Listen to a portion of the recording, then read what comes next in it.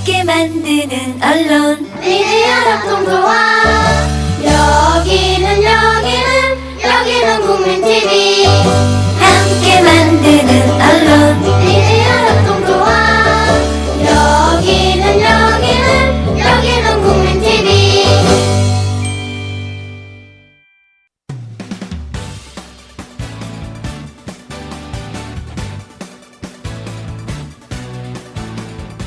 미디어 협동조합 서영석 이사장의 서영석 타임스.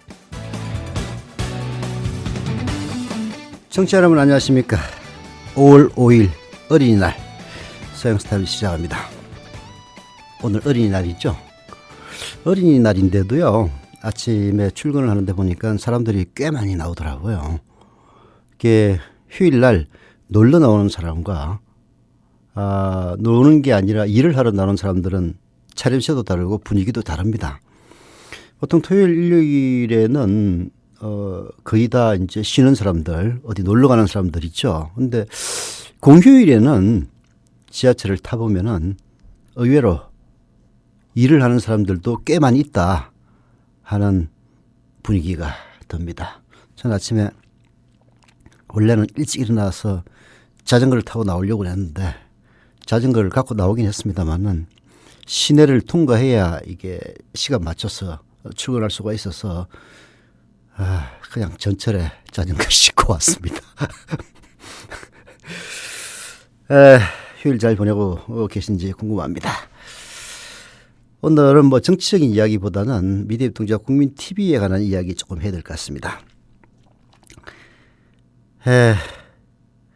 제가 이사장을 맡고 나서 뭐 저희 무능 때문이기도 하겠습니다만은 또 한 개 잊혀지기 뭔가 발전해 나가는 과정에서 일어나는 하나의 진통이라고 생각되는데요. 많은 분들이 떠났습니다. 노정명 국장 떠났고요. 황준호 팀장도 떠났습니다. 김용인 국장도 떠났습니다. 저는 사실 뭐 다른 걸 다 떠나가지고 같이 일했던 사람이 떠나는 게 싫어서 다 붙잡았습니다만은 단 한 번도 성공하지 못했습니다. 제가 붙잡으면은 주저앉을 사람도 다 가는 모양이에요. 그래서 이제 앞으로는 붙잡지 않으려고 합니다. 그래서 참 마음이 괴롭습니다. 솔직히 저도. 뭔가 한 조직에 미디어 협동조합은 뭐라 그럴까, 이사장이라는 자리가 책임은 주어지지만은 권한은 크게 없는 자리이기도 합니다. 사실 그게 바람직하죠. 한 조직에서 앞에 서 있는 사람들에게 책임은 부여하되 그 권한을 무한대로 주면은 박정희나 박근혜 같은 사람이 생기는 겁니다. 저는 뭐 이게 바람직한 행태라고 생각은 하는데요. 뭐 그렇지만은 제가 이사장을 맡고 있는 동안 많은 사람들이 떠나는 일이 벌어져서 마음속으로 괴롭고 도대체 뭐가 문제일까 많은 고민을 합니다. 그래서 일정한 시기가 되면은 이런 책임지겠다는 생각도 하고 있습니다. 그러나 또 다르게 생각하면은 한 조직이 발전해 나가는 과정에서 사람이 오고 떠나는 것은 또 불가피한 하나의 과정이라고 볼 수가 있습니다. 많은 사람이 떠나긴 했습니다만은 사실 뉴스K 시작하기 위해서 좀 과도하게 투자했던 부분들, 인력들 뭐 자연스럽게 정리가 되고 그 사이에 또 줄어든 인력에도 불구하고 보이는 라디오 그리고 뉴스K의 포맷을 변경해서 적은 인력으로도 뭐 그런 대로 모양은 그렇게 뒤지지 않게 방송을 해오고 있는 중입니다. 국민TV의 재정적인 여건도 날이 갈수록 호전되고 있는 상황이고요. 뭐 이런 상황이 계속 쭉 지속이 된다면은 뭐 올해 말쯤에는 아주 안정적인 구조 속에서 제대로 해나갈 수 있지 않을까 하는 생각이 듭니다. 사람이 일부 떠났다 하더라도 국민TV가 갖고 있는 그 역사적 소명이라든지 이런 것들을 감안해서 애정은 버리지 말아주시기를 부탁을 드리겠습니다. 뭐 저 또한 전 이사자입니다마는 임원입니다. 임원. 유일하게 남아있는 상근임원인데요. 뭐 임원이라는 것은 사실 월급쟁이가 아닙니다. 그래서 정치적인 자리이기 때문에 평생 직장이라고 볼 수는 없죠. 여기 있는 직원들은 자기가 더 좋은 직장으로 이직을 하든가 아니면은 뭐 쫓겨나던 일은 별로 있을 것 같지는 않습니다만은 뭐 그렇게 직장을 떠나는 일이 아니라면은 사실 직원들에게는 평생 직장의 개념입니다. 그러나 임원들은 평생 직장이라기보다는 일정한 임기 속에서 책임 있게 경영을 하고 때가 되면 물러나는 것이 임원입니다. 저 또한 여기서 평생 있을 것은 아니고요. 적당한 시기가 되면은 떠날 겁니다. 그래서 떠나는 데 대해서 너무 애달할 이유는 없고요. 남아있는 사람들이 제대로 꾸려나가기만 하면 되는 겁니다. 물론 저는 이 무거운 책임을 내려놓는다 손 치더라도 미래통주와 국민TV가 쫓아내지 않는 한 방송을 계속할 겁니다. 김용인 전 국장이 됐죠. 에게도 부탁하고 싶은 것은 뭐 평조합원으로 견바지를 아끼지 않겠다라고 말씀을 하셨는데요. 그동안 휴직 상태였습니다. 뭐 건강도 추스리고 해서 어느 정도 몸이 좀 낫고 마음의 평화를 찾으면은 미래통주와 국민TV, 국민라디오에 방송인으로서 참여하는 그런 것들도 좀 고려해 주셨으면 하는 그런 바람입니다. 사람이 오고 떠나면은 늘 시끄럽습니다. 이유가 도대체 뭐냐? 뭐 이유야 많죠. 많이 있습니다. 그러나 그 사람이 떠난 이유에 대해서 남아있는 사람들이 가타부타 얘기하기는 쉬운 일이 아닙니다. 그렇다고 또 떠난 사람들은 기왕 내가 그 자리에서 떠났는데 무슨 미련이 있어서 얘기를 하느냐. 하다 보니까 떠나면은 실제로 그 떠난 이유에 대해서 아무도 얘기를 하지 않는 그런 상황이 옵니다. 이건 뭐 불가피한 일입니다. 개인적으로 만나면은 이러이러한 일 때문에 떠났다라고 말을 해줄 수는 있지만 공식적으로 얘기할 수는 없는 속사정을 이해해 주십시오. 어떤 사람이 어떤 이유에 의해서 그 자리를 떠났는데 떠내보낸 사람이 여차여차해서 떠났다라고 공식적으로 얘기할 수는 없는 거고요. 그리고 또 떠난 사람이 내가 여차여차해서 떠났다 얘기하기 싫습니다. 그래서 늘 왜 떠나는지는 공식적으로는 미궁에 빠지는 일들이 많은데요. 그런 속성이 있기 때문에 그렇다는 점 우리 조합원 여러분들도 이해해 주시길 바랍니다. 한 사람이 조직에 계속 매여 있느냐 매여 있지 않느냐 그건 중요하지 않다고 생각을 합니다. 뭐 김용인 국장 아시겠지만은 재주가 뛰어나고 그리고 영향이 크기 때문에 어쩌면은 국민TV라고 하는 틀 속에 가둬 놓은 것이 김용인 국장의 재주를 100% 펼치는데 장애가 됐을지도 모릅니다. 그러나 지난 2년여는 또 국민TV를 성장시키고 발전시키는데 모든 힘을 다했다라고 생각을 하고 있을 거라고 믿습니다. 해서 떠난 김용인 국장에게 앞으로도 잘 되기를 빌어주는 게 도일 것 같고요. 무엇보다도 어느 정도 한두 달 정도 시간이 흐른 다음에는 국민라디오 그리고 국민TV에 라디오 국장 김용민이 아닌 방송인 김용민으로서 참여하는 그런 일이 있을 거라고 믿습니다. 우리 청취자 여러분들 그리고 조합원 여러분들도 김용민 전 국장에게 그렇게 압력을 좀 가해주시기를 부탁을 드리겠습니다. 제가 분명히 말씀드릴 수 있는 것은요. 전 지난 몇 년간 방송에서 나 오늘 떠납니다. 게시판에서 이래서 떠납니다 하는 과정들을 무수히 지켜보면서 속도 많이 알았고요. 마음도 많이 아팠습니다. 그래서 저는 미래협동조합이라는 국민TV를 뭐 떠나지는 않을 겁니다만은 방송으로서는 절대 떠나지 않을 겁니다. 쫓아내지 않는 한은. 그러나 직장인으로서 직업인으로서 떠날 때는 철저하게 절차에 맞춰서 그리고 어떻게 떠나는 것이 모범적인 수순이냐 보여주면서 떠날 겁니다. 뭐 지금 당장 떠날 게 아니니까 걱정하지는 마시고요. 이렇게 또 국민TV도 한 페이지를 정리하고 또 다른 페이지로 넘어가면서 도약의 계기를 마련할 것이라고 믿습니다.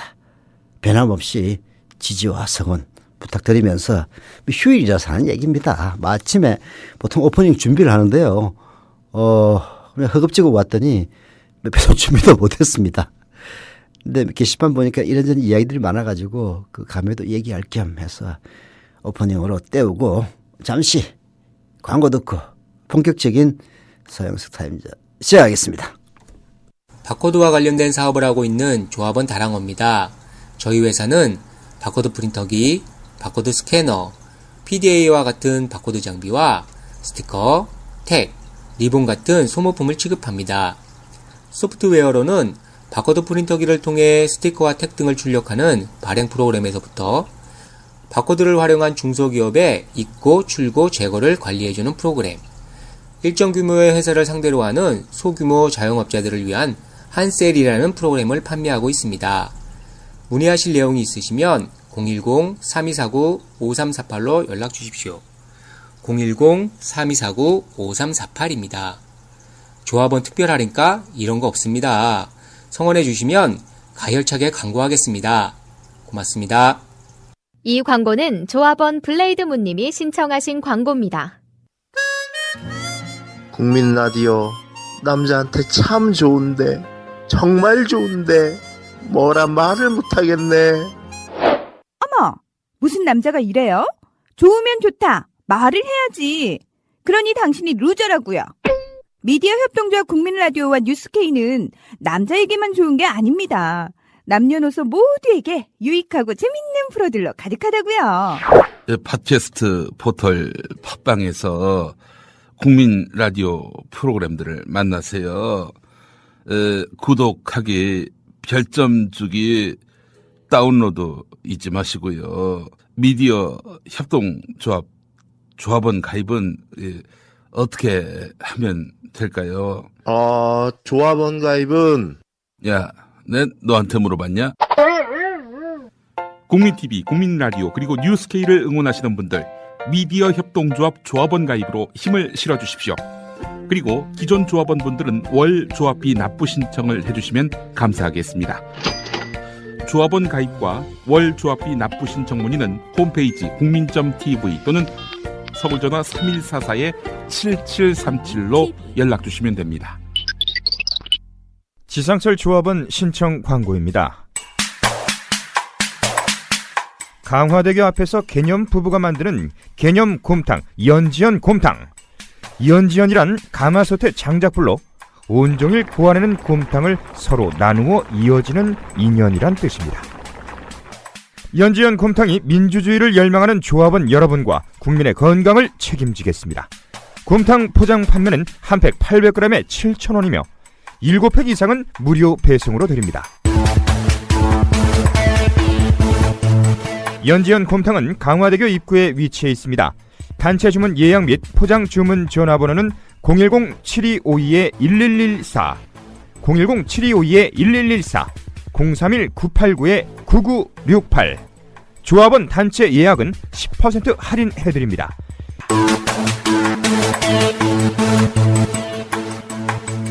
포장 판매 금액의 10%는 국민TV 후원금으로 쓰입니다.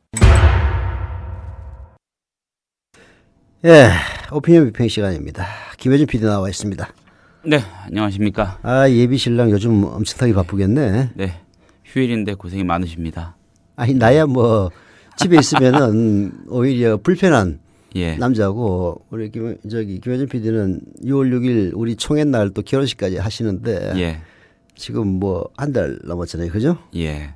고생이 많겠습니다. 아유, 뭐 집에 있어도 별로 할 게 없습니다. 예. 아니, 원래 이 결혼식 올리기 전 한 달까지 예. 이혼하겠다는 생각을 10번 안 하면은 사람이 아닙니다. 내가 왜 결혼하려고 했지? 그런 예. 후에 누구나 다 합니다. 제가 좀 10번 채우도록 하고. 왜 그러냐면은 연애는 남과 여의 일이지만은 예. 결혼은 남자의 가정과 여자의 가정이 결합하는 거더라고요. 네. 그래서 이거 뭐 하여튼 내가 이런 결혼 진짜 왜 하냐 이렇게 생각하다가 또 사랑하는 그 혹은 그녀를 생각하면은 예. 그래 다 이렇다던데 참고 견디자 막 그렇게 해서 결혼하는 겁니다. 참 할 말이 많지만 유구무원. 저는 결혼하고 났어요. 저 결혼 어머님이 반대했어요. 예, 그러셨군요. 반대했죠. 저희 집사람한테는 좀 미안한 얘기지만은 아주 그냥 결사 반대했습니다. 근데 이제 그냥 객이니까 제가 결혼을 늦게 한 이유가 그겁니다. 33 그때 당시로는 굉장히 늦게 한 그때 늦은 거죠. 예. 네, 했는데 결혼하고 나서 이제 고부간에 그리고 제 동생 도련님하고 대판 싸웠어요. 어느 날 집에 들어갔는데 이 뭐야 이거는 완전 시비 난장판이 있더라고. 그래서 이제 그때 결심을 했습니다. 우리 집사람이 그때 유학을 가겠다고 그랬거든요. 예. 결혼을 하자마자 유학을 가겠다. 유학 간다는 얘기는 저 결혼하기 전부터 얘기를 했습니다마는 나이가 지금 내가 33이고 지가 31인데 무슨 유학을 가냐. 유학 가면은 프랑스로 가는데 한 5년은 있다 와야 되는데 그럼 내가 38이고 그때는 진짜 어마어마한 거예요. 예. 지금은 40 되고도 다 결혼하더라고. 근데 그때는 그야말로 그래서 이제 반대를 해서 결국은 유학 안 가고 결혼을 했는데 보니까 짜증 나더라고. 그리고 또 마침 그때 제가 정치부에 근무를 하다 보니까 이 새벽 4시에 나가지고 밤 12시에 들어오는 날이 반복됐어요. 물론 새벽 4시에 나오라고 하는 사람 아무도 없고 밤 12시에 들어가는 사람 아무도 없어요. 근데 새벽 4시에 나가가지고 온 조간신문 그때는 국민일보 석간이었거든요. 조간신문을 다 읽습니다. 일일이 밑줄 쳐가지고 이렇게 연구를 해서 이제 한 7시쯤 되면은 제가 출입처로 간다든지 그리고 밤에는 기사 쓴다고 밤을 샌다든지 아니면은 이제 누구 취재원과 약속이 있어가지고 밤 12시 1시까지 술 먹고 이런 식이 반복됐거든요. 그래서 유학 가시오 해가지고 제가 결혼 6개월 만에 이제 집사람이 파리로 유학을 갔어요. 그래가지고 3년 있다가 이제 귀국을 했는데 진짜 옛날 얘기 하네. 이 진짜 거의 30년 전의 이야기입니다. 예. 근데 그때 남자가 한국에서 돈 벌어가지고 이제 프랑스는 생활비만 되면 됩니다. 거기는 국립대 시스템이 돼가지고요. 학비가 없었어요. 그때는 제로였습니다. 근데 이제 이 집사람이 한 2년쯤 있을 때 법이 개정돼가지고 해외 유학생들은 한 학기에 5만 원 정도 되더라고요. 원래 그전에는 빵은 제로였거든요. 혜택은 무지하게 많아요. 학생증이 있으면은. 그래서 이제 생활비만 이제 대줬는데 남자가 생활비를 대주고 여자가 유학하는 경우가 거의 없잖아요. 그래서 그때는 진짜 가정조선이라는 잡지가 있었어요. 조선일보의 여성 잡지였습니다. 지금도 있는지 모르겠네. 가정조선에서 취재 나와가지고 기사로 썼어요. 그거를. 물론 내가 극구 이제 쓰지 말라고 하니까 그러면 가명을 쓰겠다 해가지고 가명을 썼는데 가명을 모르는 사람이 누가 있습니까? 알 사람 다 알죠. 아는 사람 정도가 아니라 사방에서 전화 오더라고요. 쪽팔려가지고. 여튼 유학을 갔던 것도 남들은 훌륭한 남편 어쩌고 그러는데 그 내부적으로는 고부간의 갈등 때문이었습니다. 고부간의 갈등 그 중요한 거예요. 예. 그게 결국은 나중에 큰 문제가 되기도 했습니다만은 네. 우리 총각 예. 한 달밖에 안 남은 김효준 PD한테 쓸데없는 얘기했는데 본론으로 들어갑시다. 결혼하라는 건지 말라는 건지. 예. 어린이날이 아니면 이런 얘기 안 해. 휴일이니까. 네, 휴일이니까 하면 득담이다 생각하십시오. 어린이의 마음으로 듣겠습니다. 네. 자, 본론으로 들어가 보겠습니다. 오늘 오피니언 비평은요. 이 경향신문 에세이 여적으로 한번 열어보겠습니다. 제목은 차기 대선 주자 지지율입니다. 차기 대선 주자 지지율. 정치 담당 논설위원이 맨날 쓰는 얘기지. 예. 양권모 논설위원이 썼고요. 네. 한번 쭉 읽어드리겠습니다. 현직 대통령의 임기가 중반에 다다르고 특히 국정의 희망이 쓰러지면 유권자들의 관심은 급속히 차기 대선 주자로 쏠리게 마련입니다. 이맘때쯤 언론사 정치부 기자들을 곤혹스럽게 하는 질문이 차기 대권 임자를 꼽아달라는 것입니다. 무난한 탈출구는 여론조사에서 선두권에 오르내리는 이들을 두루 지목하거나 현 시점에서 예측의 부질없음을 설명하는 것밖에 없습니다. 분명한 정답이 하나 있기는 합니다. 1987년 직선제 이래 대선을 3년쯤 앞두고 지지율 선두를 차지했던 정치인 중 실제 대권에 오른 이는 박근혜 대통령 한 명밖에 없다는 사실입니다. 김영삼, 김대중, 노무현, 이명박 중 누구도 대선 2, 3년 전에 지지율 선두를 달린 적이 없습니다. 1990년 김영삼은 초라한 제3당을 이끌고 호랑이 굴로 들어가 위험한 줄타기를 하고 있었습니다. 1995년 김대중은 정계 은퇴 상태였습니다. 2000년에는 이회창이 철통의 대세론을 구축했고 당시 노무현은 6위권을 오르내렸습니다. 18대 대선을 2년여 앞둔 2005년 여론조사에선 고건의 지지율이 가장 높았고 야당인 한나라당에서 이명박은 박근혜에게도 뒤처졌습니다. 대선을 2년 이상 앞둔 시점에서 지지율 1위 후보가 대통령에 당선된 것은 박근혜가 유일합니다. 아버지 상징 자본으로 콘크리트 지지층을 보유한 박근혜는 예외적인 경우이죠. 이유는 여럿 있겠습니다. 한국 대선 경쟁 특유의 역동성, 천변만화의 정치 환경, 대세론에 대한 피로감, 혹독한 검증 변수 등이 지목될 수 있습니다. 주체 측면에서 보면 일찍이 성공의 함정에 빠져 역전패를 허용하는 것이란 진단도 가능하겠습니다. 4.29 재보선 승리를 업고 새누리당 김무성이 부동의 1위를 달리던 새정치민주연합 문재인을 제치고 차기 지지율 1위를 기록했다고 합니다. 반짝 상승인지 대세의 시발인지는 아직 불투명합니다. 분명한 건 지지율에 취해 성공의 함정에 빠진다면 대선 3년 전 1등 후보 필패의 전철을 밟는다는 경험칙입니다. 지지율에 도취한 자만의 산물인 선거 참패로 한순간에 흔들리는 문재인이 생생한 거울입니다. 예고편이 영화의 전부인 낚시 역할에 그칠지 아니면 성공적인 본편 개봉에 다다를지는 김무성 문재인 그들의 실력에 달려있다 이런 얘기입니다. 뭐 진행적인 기자들의 글이죠. 예. 뭐 본질을 별로 들여다보지 못하는 글입니다. 본질이라면 무엇일까요? 아니 이제 그 표면으로 보면 이런 이야기가 맞죠. 예. 이런 게 있습니다. 대한민국은 보수 후보들이 유리한 나라입니다. 예. 왜 유리하냐면은 보수 언론이 존재하기 때문입니다. 문제는 뭐 진보 언론도 존재하죠. 보수 언론들이 힘이 크다는 데 있어요. 예. 그래서 보수적인 후보가 대세를 장악하면은 그걸 쭉 보수 언론의 힘으로 끌어다 줍니다. 흔들리지 않게 만들어요. 그 대표적인 예가 바로 이해창 그리고 이명박 박근혜입니다. 뭐 이해창 때는 한 명이었기 때문에 결국 마지막에 김대중 DJ한테 무너지고 또 노무현한테 무너졌습니다마는 두 명이 일단 성공을 했어요. 즉 이명박 박근혜일 때가 보수의 힘이 가장 강했을 때입니다. 그때는 진보적인 후보들은 게임이 안 됐어요. 이게 중간에 조사할 때는 이명박 1등 박근혜 2등이 끝까지 갔습니다. 뭐 이런 얘기가 말도 안 되는 얘기예요. 물론 이제 그때는 2년은 아닙니다만은 이명박이가 이제 서울시장 그만두고 나오면서부터 이제 본격적으로 뜨기 시작해가지고 박근혜 추월을 해서 한 번도 지지 않았습니다. 가장 박근혜가 이명박이 많이 근접했을 때가 바로 2007년인가 그 전당대회 때예요. 전당대회 박근혜가 계속 치고 올라가지고 아슬아슬하게 여론조사는 이제 접근을 했고 실제 전당대회에서도 당원표로는 박근혜가 이겼는데 그렇죠. 여론조사에서 져가지고 역전당하지 않았습니까?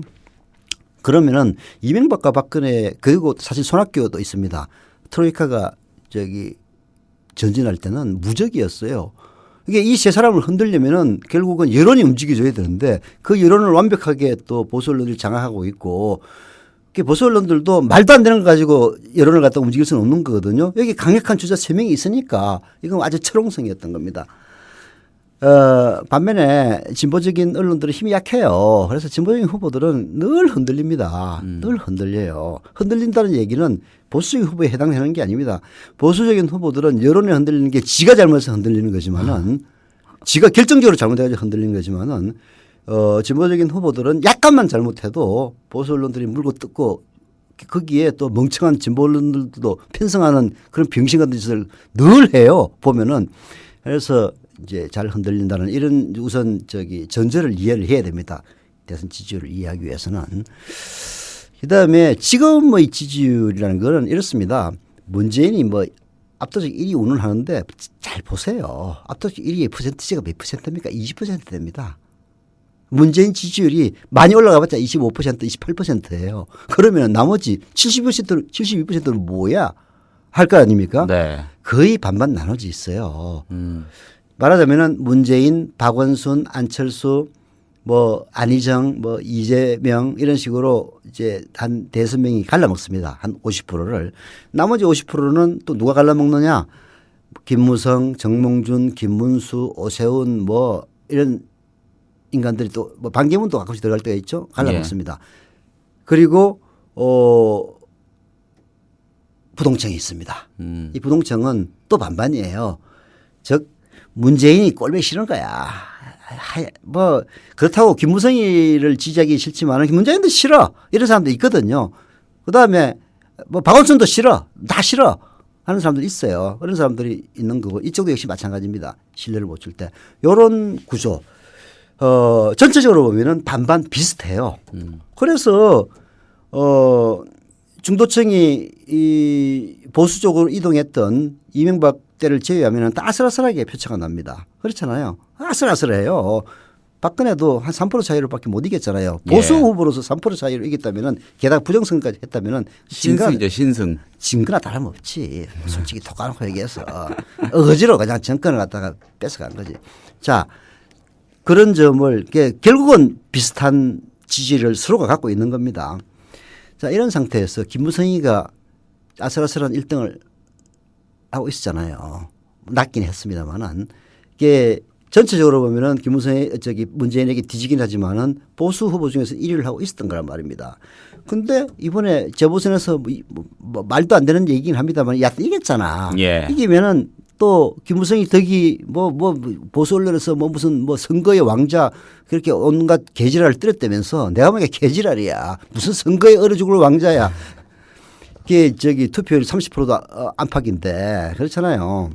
여하튼 띄워주니까 그 50%에서 김무성이 차지하던 포션이 한 10%에서 15%였던 게 쭉 올라가는 겁니다. 예. 보십시오.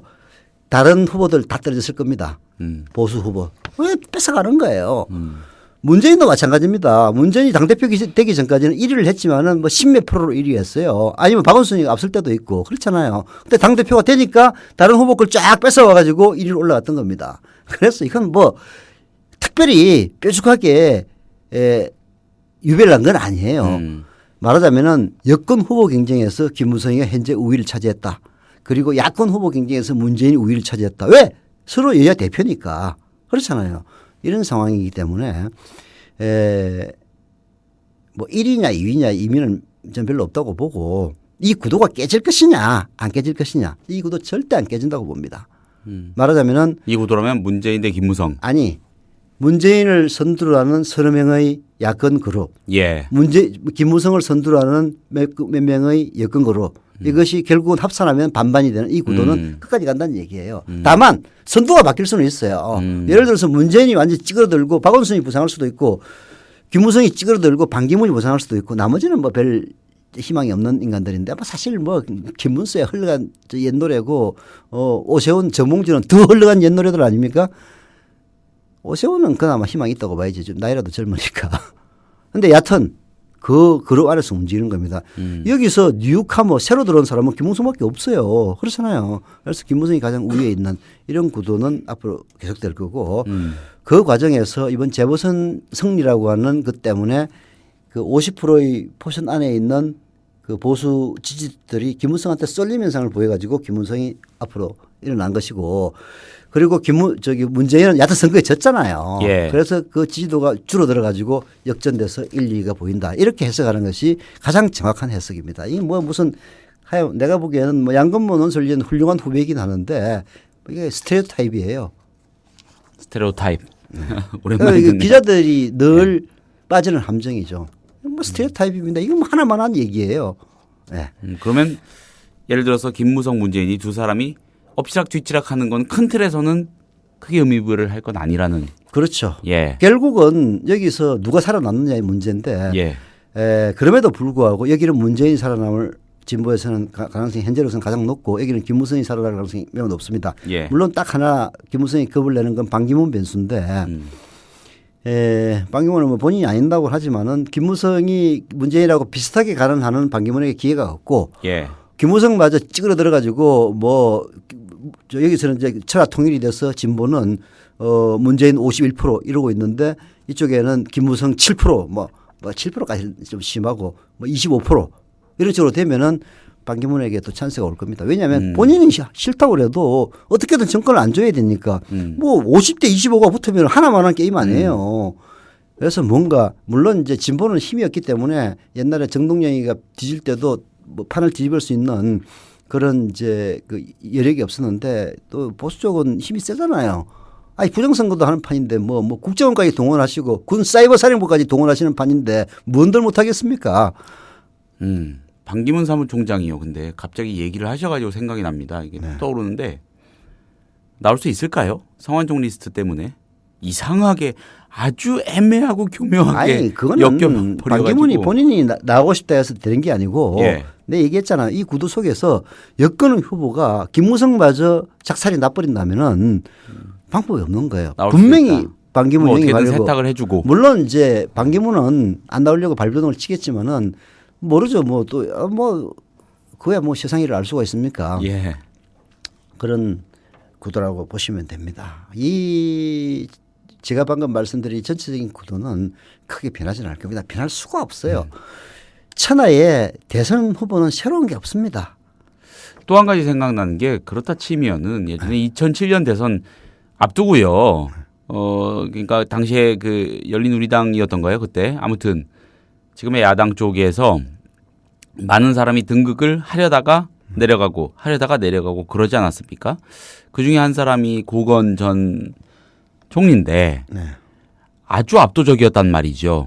그러니까는 대선 전이 시작되기 한참 전에 후보군에 올라 있을 때 굉장히 압도적이었죠. 그냥 이 사람 아닐까? 다음 대통령은 뭐 이런 느낌까지 있었는데 어쨌든 내려갔습니다. 떨어져 나갔습니다. 그것이 어떻게 이명박 당시 후보한테 쫙 다 옮겨갔을까요? 아니 이제 고건이나 지난 대선에서 안철수는 일종의 우리의 망상이 빚어낸 거품입니다. 거품. 이게 후보가 되기 전에는 이 망상이라는 게 이게 실증할 방법이 없어요. 고건에 대해서는 망상을 품는 겁니다. 저는 훌륭한 후보일 것이다라고. 그다음에 안철수에 대해서도 훌륭한 후보일 것이다라고 망상을 품는 거예요. 근데 그 망상이 현실화되는 순간 이게 이제 무너지기 시작하는 거죠. 대체제가 존재를 한다든지. 사실 고건의에 대해서 벌였던 망상의 대체제는 이명박입니다. 야권 후보로 저기가 됐었는데도 불구하고. 아니 그거는 야권의 몸은 이제 서울시장 그 야당으로 서울시장을 해고 야권 후보였지만은 고건이 갖고 있는 이미지는 노무현 대통령이 저기 처음에 취임하자마자 고건을 총리로 임명한 게 이유가 뭔데요? 자기가 갖고 있지 못한 보수인 걸 갖다가 캄프라치기 위해서 고건을 갖다 시킨 것 아닙니까? 그런 거란 말이에요. 그래서 그건 이제 헛된 이제 망상인 건데 이런 망상이 한번 현실 속에 투영돼서 실현된 적이 있습니다. 전 국민이 쏘갔죠. 이명박입니다. 이명박이에요. 이명박은 뭐 영웅시대인지 지랄인지 그 말도 안 되는 그런 드라마를 통해서 우리의 헛된 욕망이 투영된 거예요. 그래가지고 이명박이가 대통령이 되면 온 국민을 잘 살게 해줄 거라고 믿어 의심치 않았잖아요. 심지어는 과거에 노무현을 찍었던 인간들까지 이명박을 다 찍더라고. 저 주변에 그런 인간들 많았어요. 근데 지금 가서 보면 가끔씩 비웃습니다. 그래 이명박이 대통령이 돼가지고 사진사진 좀 폈냐? 야 이 개새끼들아. 네 그래요. 찍소리 못합니다 저한테. 제가 원래 입이 걸어서 뭐 개새끼 한다고 해서 뭐 별로 기분 나빠하지는 않아요. 그래 이명박이 당선돼가지고 내 사진사진 좀 폈냐 이 개새끼들아. 그때는 이명박이 찍으라고 입에 거품을 물더라고. 그래서 마찬가지는 그때 아유 막 정동이 안 될 거니까. 저 사실 그때 이명박 정동영 선거할 때 내가 지금도 후회해요. 그래도 정동영이 찍어야 되는데 그때 해외여행 갔었어요. 스페인 갔다 왔습니다. 스페인. 에휴, 그런 이제 우리 헛된 욕망이 이제 투영된 건데 이명박은 사기에 성공했고 이제 고건과 안철수는 거품으로 날아간 거죠. 그러나 안철수 의원은 아직 희망이 있습니다. 안철수는 뭐 이명박 같은 그런 완전 사기꾼은 저는 아니라고 생각을 해요. 뭐 이명박 전직 대통령을 사기꾼이라면 기분 나빠하실 분도 계실 것 같은데 제가 보기에는 뭐 거의 온 국토를 상대로 온 국민을 상대로 사기를 친 게 아니냐라는 뭐 정치적 차원에서 하는 이야기니까 뭐 그렇게 기분 나빠하지 마십시오. 전직 대통령이 설마 나한테 고소하지는 않겠지. 근데 여하튼 이제 품질 이하라는 의미고 예. 안철수 의원은 뭐 그렇게 품질 이하는 아닙니다. 뭐 개인적으로 만난 사람들한테 얘기 들어보면은 좀 고개를 절레절레 흔드는 그런 면들이 있긴 있어요. 근데 CEO 출신들이 대부분 그렇습니다. 옛날 그 문국현 후보 주변에 있었던 사람들도 그러고요. 이명박 주변에 있는 인간들은 말할 것도 없고 안철수 의원과 했던 그런 사람들도 고개를 흔들던데 그런 말이 안 통하는 부분이 있대요. 정치인들하고는. 그게 이제 CEO 출신이기 때문에 생기는 괴리가 아닌가 하는 생각이 드는데 여하튼 뭐 CEO 안철수는 이미 저 멀리 날아가 버렸고 정치인 안철수 여전히 제2기에서 이번에 뭐 문재인이 찌그러들면은 기회를 보든가 아니면은 나이도 젊으니까 예. 그 다음에 해도 되잖아요. 다음에 해도 되죠. 다음에 해도 되죠. 자기가 그 마음이 성급해가지고 예. 실종만 안 하면은 기회라는 건 언제든지 열려 있는 겁니다. 뭐 이제 그런 비근한 예를 들자면 김두관 전 지사가 있는데요. 김두관 전 지사야말로 그렇게 하지 말라고 말리는데도 불구하고 경남지사 떨치고 나와가지고 그 개망신 당했지 않습니까? 네. 김두관 전 지사 관련해서 개인적으로 신란하려는 목적이 아니고 얼마나 아픈 그런 기억이었는지를 한번 떠올려보는 차원에서 한번 일화를 한 가지 말씀드리자면은 그 당시에 야당 쪽에 어떤 분이 어떤 인사가 좀 알고 지내던 사람이 이런 표현을 하더라고요. 김두관 전 지사가 경남을 내려놓고 경선에 뛰어든 거는 결과적으로 해당 행위다. 예. 이런 표현을 했어요. 아니 뭐 성공하면은 뭐 상관이 없는데 후보가 됐더라면 누가 그렇죠. 그렇게 결과적으로 그렇다는 얘기니까 경남을 그게 어떤 경남인데 그게 자기 경남이냐. 그렇죠. 이런 얘기죠. 무소속으로 당선됐습니다마는 야당이 그야말로 지방자치 시대 이후에 처음으로 그렇죠. 도지사에 당선됐던 건데 사실은 그 도지사를 하고 김두관 지사도 나이 별로 많지 않습니다. 예. 저보다 훨씬 어려요. 그래서 그때 욕심 부리지 말고 이제 근데 참 정치라는 게 그래. 주변에서 부추기면은 못 이기더라고. 역시 참 아니 정동희 의원도 원래 가락을 안 나간다고 얘기를 했잖아. 근데 결국은 나갔단 말이에요. 그 주변에서 부추기면 결국 넘어간 거예요. 근데 정치인들은 뭔가를 하고 싶어하는 사람들인데 그 부추기면은 결국 그게 자기가 멸망의 길이라는 걸 그렇게 모르나. 한 발만 물러서서 보면 눈에 딱 보이는데. 참 그런가 안타깝습니다. 봅니다. 네. 자, 다음 토픽으로 한번 가보겠습니다. 네.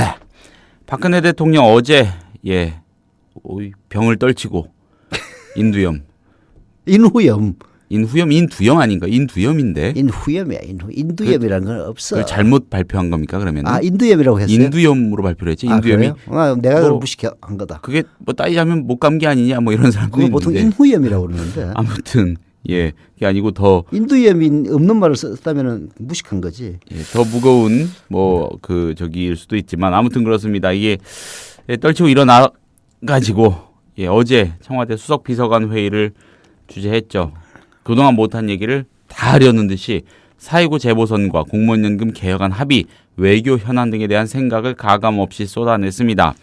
일주일간의 침묵이 조금이라도 자신을 돌아보는 계기로 작용하길 바랐던 건 너무 큰 기대였을까 싶다. 이런 목소리가 높습니다. 박 대통령 발언을 들으면서 자기중심적인 사고는 변함이 없다는 걸 새삼 느낀다는 그런 사람 많았죠. 예, 한결의 사설 가보겠습니다. 제 눈에 들보 외면하며 정치개혁할 수 있나? 박 대통령은 정치개혁을 특히 강조했죠. 그는 지난주 재보궐선거엔 과감한 정치개혁을 이루고 공무원 연금 등 4대 개혁을 반드시 이루어서 나라를 바로 세우라는 국민의 뜻이 담겨 있다고 말을 했습니다. 정치개혁을 바라는 마음을 굳이 의심하고 싶지는 않습니다. 그러나 진정 개혁을 이루려면 스스로의 과오에 먼저 칼을 대려는 용기와 결단이 필요하겠죠. 박 대통령은 개혁을 말하면서도 자신의 잘못은 언급하지 않습니다.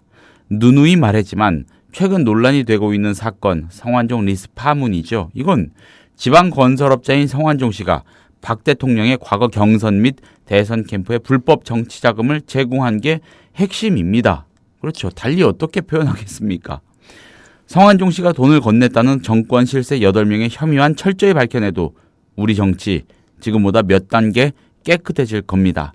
이게 바로 정치개혁이라는 겁니다. 그런데 구체적인 수사 대상은 언급하지 않고 포괄적이고 추상적인 개혁만 얘기하니 그 진실성에 의문이 들 수밖에 없습니다. 박 대통령이 항상 추상적인 언어를 사용하는 건 아닙니다. 상대방에 대해선 집요하리만치 구체적으로 약점을 들추어내죠. 성완종 씨 특별사면은 문제가 있긴 하지만 이번 사건의 핵심은 아닙니다. 그러나 박 대통령은 지난달 28일 대국민 담화에서 성 씨 특별사면에 대한 검찰 수사를 지시하는 듯한 발언을 한 데 이어서 4일에도 또다시 대통령 특사의 문제점을 강하게 지적합니다. 남의 작은 허물은 콕 집어서 공격하고 자신의 큰 잘못은 모호한 화술로 감싸는 그의 언행은 정략적으로는 효과적일지 모르나 국가를 이끌어가는 지도자의 태도는 아니겠죠. 예. 아니 그 수석비서관 회의에서 했던 박근혜 이야기가 온갖 보수 언론에서 다 씹히고 있더라고. 아니 분위기가 그렇더라고요. 대통령이 무슨 정치평론하고 있어? 이런 분위기예요. 뭐 조선일보도 그렇고 동아일보도 그렇고. 예. 아니 아니 예를 들어서 그 공무원 연금 계획이 잘못됐다면은 예. 김무성을 불러가지고 조용히 얘기를 해야지. 그렇지 않습니까? 아니 이게 대통령이 권한이 없나? 그리고 힘이 없나? 아니 무슨 팔폰이도 아니고 말이야. 아니 논평을 지금 하고 자빠진 거야. 그 논평은 야당 대변인이 하는 거예요. 야당 대변인이 왜 논평을 합니까? 힘이 없으니까 하는 거지. 구체적으로 힘이 없다는 건 무력하다는 게 아니라 구체적인 권력을 갖고 있지 않기 때문에 야당 대변인은 논평으로 대신하는 겁니다. 말로 상대방을 비판하는 거예요. 그렇게 하지 말라고. 그리고 그 야당의 뒤에는 국회의원들이 있기 때문에 야당 대변인 논평은 무게가 있는 겁니다. 그래서 여차하면은 협조 안 해주니까 국정 운영에. 그러나 대통령이 지금 논평하고 있을 자빠졌을 타임이야. 아니 진짜 내가 보기에는 김무성이 미친놈도 아니고 김무성이 지지율 1위로 올라가니까 김무성이 잡아뜨리려고 그러는 것 같아. 야, 네가 병신 돼가지고 문재인한테 게임에 넘어가가지고 이지랄 한 거 아니냐. 이런 지금 뉘앙스거든. 그렇잖아요. 그 대통령이 할 짓이야 그게. 만약에 진짜로 문제가 있다고 하면 김무성 대표를 청와대로 불러서 김 대표 문제가 있습니다. 공무원 연금 계획한 건 맞지만은 소득 대체율을 40에서 50으로 늘리려면은 이거 어마어마하게 돈이 많이 들어가는 일인데 이게 대책이 있습니까? 이거 되돌리십시오. 이런 식으로 얘기한 게 정답 아닙니까? 아니 앉아가지고 월권이라는 둥 김무성이하고 박근혜하고 딴 몸이야? 또다시 야당 코스프레 하는 거야? 기가 차가지고. 근데 하는 거 보면요. 진짜 정답이 똑똑 떨어져. 아니 대통령이 어떻게 그런 얘기를 하고 자빠졌어. 필요하면 대표 들어와. 가지고 야 이건 네가 잘못한 거야. 돌려. 그러면 김무성도 할 말이 있을 거 아니에요. 제 차에서 이렇게 한 겁니다. 그리고 여야 합의를 한 건데 최면이 있지. 완전히 무릎 돌릴 수 없으니까 다른 전총을 만들어낸다든지 그렇게 하는 게 정도 아니에요? 그럼 또 어떡하라는 얘기야? 김무성 보고 아이고 제가 잘못했습니다. 바짝 엎드려가지고 하라는 얘기야? 물론 이제 친박들이 슬슬 말하기 시작하더만 박근혜가 지령을 내린 거지. 그런 식으로 쓰리쿠션을 넣느냐고. 그러니까 욕을 먹는 거야. 쓰리쿠션이지 이게. 박근혜가 김무성한테 얘기할 간담이 없으니까 김무성도 보통 남이 아니거든. 눈가락 고개 바짝 치들고 박근혜 앞에서 있으면 박근혜도 끔찍할 거야. 얘기하기 싫으니까 한마디 하면은 서청원이라든지 지 똘마이들이 그냥 이거 문제가 있다. 이 갖고로 가는 게 이게 쓰리쿠션이지. 이게 대통령으로서 할 짓이야? 정정당당히 나가야지. 권한이 없나 권력이 없나.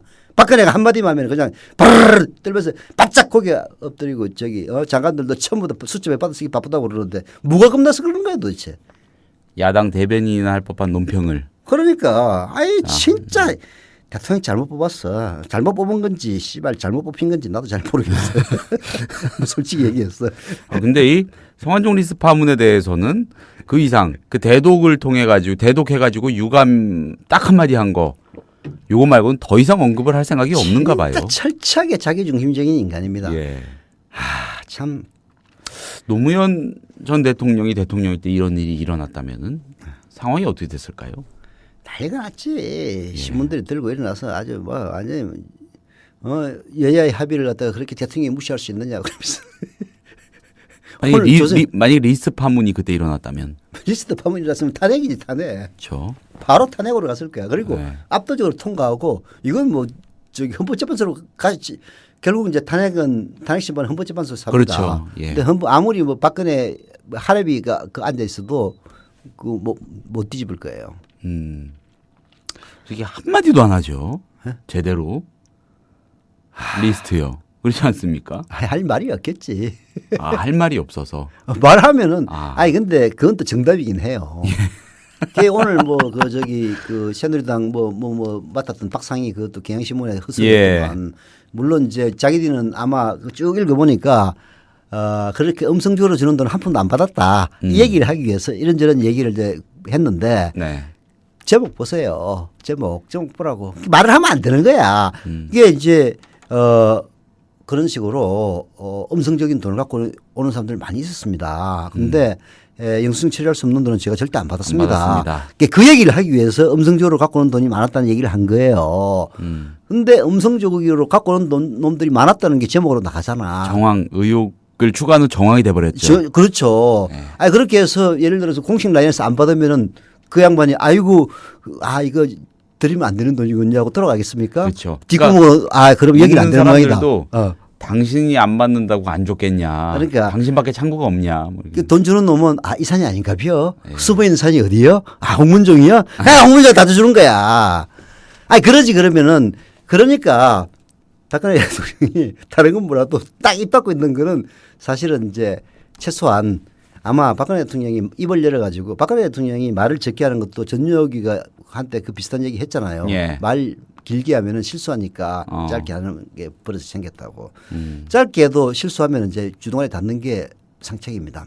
그러니까 박근혜 대통령은 최소한 말을 안 하니까 뭐 어떻게 꼬투리를 잡을 게 없잖아. 말을 해야. 자꾸 안 한다고 뭐라고 하는 수밖에. 그렇지. 왜 말을 안 하느냐고 하는 게 네가 말을 하다가 실수하는 얘기일 수도 있어 사실은. 봐요. 실수하는 인간이 없어. 보라고 저 누구야. 그 인간 김기춘이 그 철옹성 같은 김기춘이도 그 메모에 9월 26일로 써가지고 엉터리라고 했다가 알고 보니까 그게 엉터리가 아니었어. 거기서부터 완전 어긋나기 시작하더니 완전 꼬였죠 스텝이. 스텝이 꼬이기 시작하더니 완전히 계속 거짓말이 드러나니까 그 다음부터 입 딱 다물고 있잖아요. 예. 홍문종이도 뭐라 얘기하다가 들통나니까 입 다물고 있잖아. 입은 다무는 게 제일 좋습니다. 예. 자, 교훈을 얻는 것으로 오피니언 비평은. 자, 다음으로 넘어가겠습니다. 네.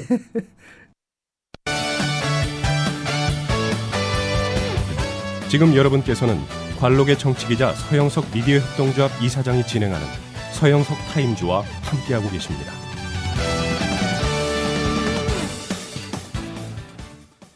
PD 브리핑 시간입니다. 예. 아이고 PD 브리핑 오래간만에 하는 것 같네. 네, 어제 어쩌다 보니까 하루 걸렀더니 이제 오랜만에 하는 것 같습니다. 하는 것 같아요. 하루만 해도 그냥 하루만 안 들어도 입에 톳이 쏟는다. 예. 자, 오늘 국민연금 얘기입니다. 네, 오늘 주제가 뭡니까라고 물어야 할 얘기인데 묻지도 않은데 나오고 있어. 시나리오대로 안 하잖아. 네. 오늘 주제는 뭡니까? 오늘 국민연금 얘기 좀 해보려고 하는데 여야가 공무원연금 개혁 안에 합의하면서 국민연금하고 연동했죠. 국민연금 소득 대체율 높이는 거 이거를 좀 더 탄탄하게 하는 쪽으로 좀 해보자 이렇게 합의를 한 겁니다. 이거 가지고 박근혜 대통령이 어제 수석 비서관 회의에서 태클을 제대로 걸었죠. 오늘 사실 모든 조간 언론은 거의 다 일면 머릿 기사를 박근혜 대통령이 제동 걸었다는 것으로 잡았습니다. 그 얘기 좀 해보겠습니다. 노인 빈곤 해소를 위해서 국민연금의 명목 소득 대체율 즉 소비 대비 연금액을 소득 대비 연금액을 높이자는 여야 합의와 관련해서 정부와 야당의 주장이 엇갈리고 있습니다. 정부는 보험료와 미래 세대 부담이 크게 높아진다며 난색을 보이는 반면에 야당은 정부의 보험료 큰 폭 인상 주장이 괴담 수준이라면서 맞섭니다. 현재 이 월소득의 9%인 보험료를 10% 남짓으로만, 그러니까 1%포인트 정도만 올려도 여야가 합의한 만큼 소득 대체율을 높일 수 있다는 게 야당의 반론입니다. 네. 이 김용익 새정치민주연합 의원은 어제 보건복지부가 공무원연금 개혁을 위한 실무기구에 제출한 보험료율 계산 자료를 보면 국민연금의 소득 대체율을 현행 40%에서 50%로 올릴 때 가입자의 보험료 부담은 9%에서 10.01%로 1.01%포인트만 오른다고 말을 했습니다. 청와대와 정부가 하는 얘기랑 전혀 다르죠. 아니 조선일보가 2배 오른다고 그렇죠. 급하면 울던데. 지금 많은 국민이 인식하고 있는 거는 이렇게 하려면 2배 더 내야 된다는 거잖아요. 예. 나쁜 언론이 있으면은 진짜 이거는 그 박근혜보다 더 큰 해악이야. 예. 다시 말하면은 매달 200만 원을 버는 노동자가 월 18만 원씩 내던 보험료를 20만 200원으로 조금 올리면 예상 연금액, 나중에 받는 연금액이 월 80만 원에서 100만 원으로 는다는 얘기입니다. 훨씬 크게 남는 장사죠. 김용익 의원은요, 소득 대체율 상향 합의와 관련해 정부가 내놓는 보험료 2배 인상 주장은 실무기구에 보고한 내용과는 다른 소리다. 아니 이 인간들은 실무기구에는 그렇게 해놓고 왜 갑자기 박근혜가 안 된다고 그러니까 거기에 맞춰서 2배라고 부풀리기를 했구나. 예. 훌륭한 공무원이야. 또 어디서 그런 얘기가 나오는지 한번 살펴보겠습니다. 복지부는요, 지난 3일 국민연금 소득 대체율을 50%로 올리려면 현재 9%인 보험료율을 16.7% 정도까지 올려야 된다. 그러니까 거의 2배다. 이렇게 밝혔습니다. 이게 보험료 2배 인상설의 근원입니다. 야당과 정부 주장이 이처럼 차이를 빚는 이유는 국민연금 적립금의 소진 시점을 각기 달리 잡기 때문입니다. 국민연금은요, 현 세대가 낸 보험료를 적립해서 이걸 미래 세대의 연금으로 쓰는 사회보험 제도이죠. 연금을 받는 노인 인구가 늘고 출산율이 떨어지면 모아둔 국민연금 기금은 없어집니다. 그 시점 통상 2060년쯤으로 꼽힙니다. 야당은 이를 전제로 소득 대체율 10%포인트 상향에 따른 보험료율의 변화를 복지부에 계산해달라고 주문을 한 겁니다. 반면 그런데 복지부가 지난 3일에 내놓은 보험료 2배 인상 주장은 2100년 이후에도 국민연금 적립금을 유지한다는 조건에서 출발을 한다는 것입니다. 예, 계산이 워낙 복잡하고 전문적인 그런 고차 방정식 아니겠습니까? 그렇기 때문에 그거를 다 설명하는 거는 사실 힘들 테고, 아무튼 완전히 출발점이 다른 전제에서 계산을 해내놓은 겁니다. 같은 조건이라면 현행 40%의 소득 대체율을 유지해도 보험료율은 9%에서 14.11%로 뜁니다. 예, 이렇게 되는 앞뒤가 맞지 않는 그런 계산을 해온 거죠. 야당의 주장대로라면 기금 소진 시점을 늦추려면 소득 대체율에 손대지 않아도 보험료는 어차피 큰 폭으로 올려야 한다는 얘기입니다. 예, 이 소득 대체율 상향이 미래 세대의 부담을 높인다는 정부 주장도 맥락은 비슷합니다. 복지부는 어제 소득 대체율을 50%로 높이고 보험료를 1%포인트만 올리면 미래 세대의 부담은 높아진다, 이렇게 밝혔습니다. 보험료를 10.01%로 올려서 소득 대체율을 50%로 높이면 기금이 떨어지는 2060년이 되자마자 가입자는 당장 소득의 25.3%를 보험료로 내야 한다는 그런 주장입니다. 이 소득 대체율 상향이 엄청난 결과를 빚는 것처럼 말을 하지만 그렇지 않습니다. 소득 대체율에 손대지 않고 보험료를 현행 9%로 유지해도 그때가 되면 어차피 보험료는 21.4%로 오릅니다. 이 정리하자면은 국민연금을 개혁하자는 야당 주장대로 하면 당장 가입자들이 낼 돈이 다음 달부터 2배로 뛴다는 식으로 말을 하고 있는 정부의 주장, 이건 사실과 다르고요. 잘못된 계산법에서 기인한 주장이라는 겁니다. 그 의도야 차치하고라도요. 그보다 훨씬 더 작은 부담만으로도 지금보다 훨씬 더 큰 혜택을 많은 사람들이 볼 수 있다는 게 야당의 주장인 것이죠. 예. 1%포인트 정도만 올려도 된다는 것입니다. 아, 이게 뭐 다른 거 다 예. 떠나가지고 예. 이 인간들이 이렇게 연금 실무기구에 예. 보건복지부가 냈던 자료에는 40% 50%를 올려도 예. 부담이 조금밖에 안 늘어난다고 한 거 아니에요. 예. 이게 맞을 거야. 이 인간들이 어떤 인간들인데 공무원들이 자기 책임 안 지려고 그러는 건데 이게 박근혜 지시가 없을 때는 박근혜 지시가 없을 때는 예. 제대로 합니다. 왜냐하면은 그 지시도 없는데 사기쳤다가는 나중에 누구 칼에 맞을지 아무도 모르니까 공무원들 습성이 그래요. 근데 이제 누가 총대를 매줍니다. 박근혜가 총대를 맨 거지. 야, 이거 아니야! 하니까 이런 엉터리 자료가 나오는 겁니다. 나중에 잘못되면 박근혜가 시켰어. 이렇게 할 인간들이에요. 그래서 공무원 영혼이 없다는 겁니다. 내가 보기에는 영혼이 없기는 개뿔. 영혼이 너무 한쪽으로만 발달, 출세에만 너무 발달하는 게 문제야. 사실 100만 공무원 중에서 한 5% 되는 95만 공무원들은 그런데 별로 관심 없습니다. 그냥 월급이나 받고 자기 일이나 충실히 하면서 예. 사기 안 치고 잘 수 있으면 다 만족하는 사람들이에요.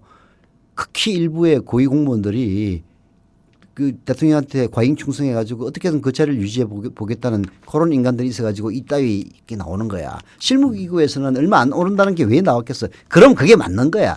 보니까 나도 조선일보 사설 보고 애들이 미쳤나? 아니 도대체 갑자기 더블로 뛴다면은 정치인들이 미친놈들이야. 국민연금 월급 300만 원 받는 인간이 그 국민연금을 반반씩 회사랑 부담하게 돼 있잖아요. 예. 그래서 한 10만 원 내던 놈이 그 다음 달부터 20만 원 내라고 그러면 밀란이 일어나지. 아니 그 문재인하고 그리고 김무성이가 병신들이야?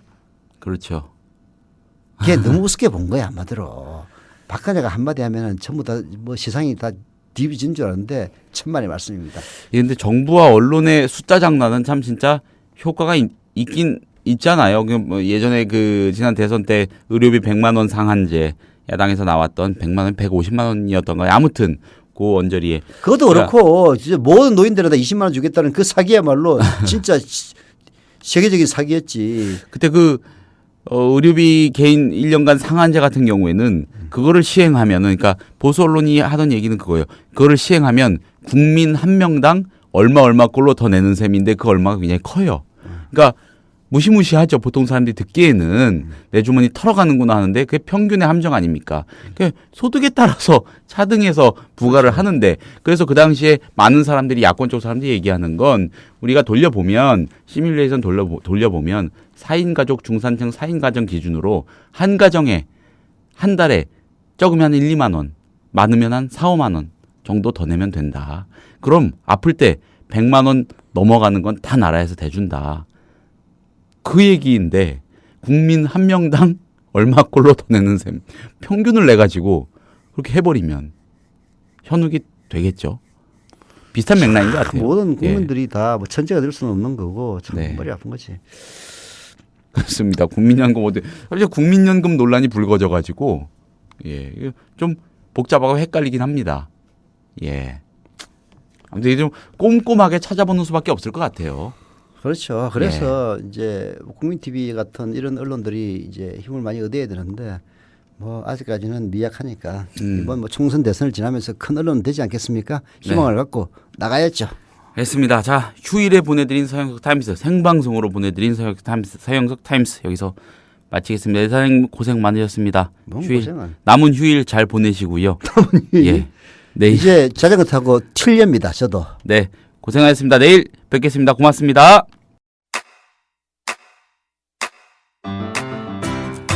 국민 라디오 지지하는 4가지 방법 아시나요? 다운로드하기, 별점 주기, 댓글 달기, 구독하기. 국민 라디오를 보다 많은 이들에게 전할 수 있는 가장 손쉬운 방법. 다운로드하기, 별점 주기, 댓글 달기, 구독하기. 잊지 마세요. 다운로드하기, 별점 주기, 댓글 달기, 구독하기.